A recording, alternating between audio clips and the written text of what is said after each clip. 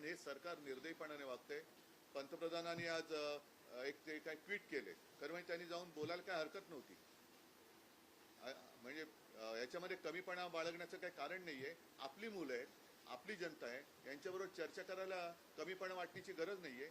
पहिल्या दिवशी जर का सरकारने यांच्याबरोबर चर्चेचे दरवाजे उघडले असते किंवा पहिल्या दिवशी जर का यांना बोलवलं असतं तर ही इथपर्यंत वेळ वाढली नसती, एवढी हे आंदोलन ताणलं गेलं नसतं।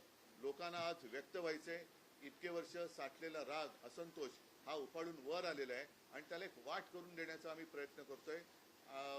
ही वाट करून देत असताना सर्वांना सांगतोय की कोणीही, कारण बरेच जण या असंतोषाच्या ठिणगीला वेगळं वळण लावण्याचा प्रयत्न करतायत। मग पोलिसांवरती हल्ले करण्याचा प्रयत्न करतायत। काही गुंड म्हणजे सिव्हिल ड्रेसमधले लोक, यांच्यात पोलिसांच्या लाठ्या यांच्या हातात कशा आलेल्या आहेत?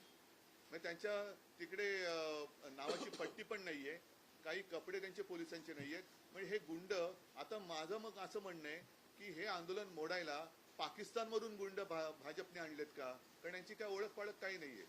त्यांना ओळख विचारलं तर सरळ ते काय त्यांच्या निर्विकार चेहऱ्याने ते आपले बघतात लोकांकडे, काही त्यांना पडलेलं नाहीये। ना मुलांच्या व्यथेची त्यांना जाणीव आहे, ना त्यांच्या वेदनेची त्यांना जाणीव आहे। बेसुमार लाठीमार करतायत आणि अशी ही सगळी गुंडागर्दी ही सरकार चालवत असताना कोणी गप्प बसू नये। आपण व्यक्त व्हायला पाहिजे आणि त्या व्यक्त होण्यासाठी, ती वाट करून देण्यासाठी येत्या रविवारी आम्ही मी मोर्चा म्हणण्यापेक्षा एक देशाची ताकद काय असते ही ताकद दाखवून देण्यासाठी ह्या मोर्चाचं आयोजन केलेलं आहे।